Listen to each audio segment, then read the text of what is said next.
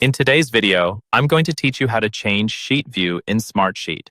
Being able to switch views quickly is really helpful because different views make it easier to understand and manage your work depending on what you're doing. For example, you might want a simple list when you're planning tasks, a timeline when you're scheduling, or a more visual layout when you're managing team workflows. So let's walk through exactly how to change your sheet view step by step. First, open your Smartsheet. Go ahead and sign in to your Smartsheet account the way you normally do. Then open the specific sheet you want to work with. You'll need to have the sheet open on your screen before you can change how it's displayed.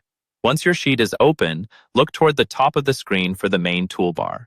In that toolbar, you'll see a button that shows your current view.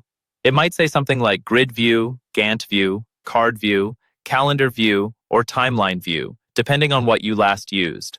This is the View button, and it controls how your sheet is displayed. Next, find the small drop-down arrow next to the name of the current view. This arrow is what lets you see all the available options. Click on that drop-down arrow.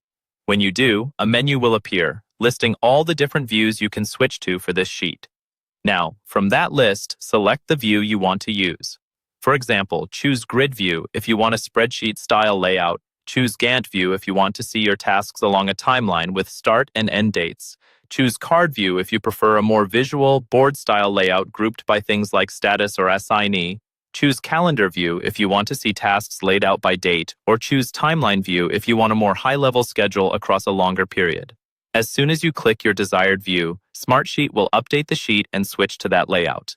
You can repeat this process anytime you need to, so feel free to experiment with different views to see which one best fits the way you work.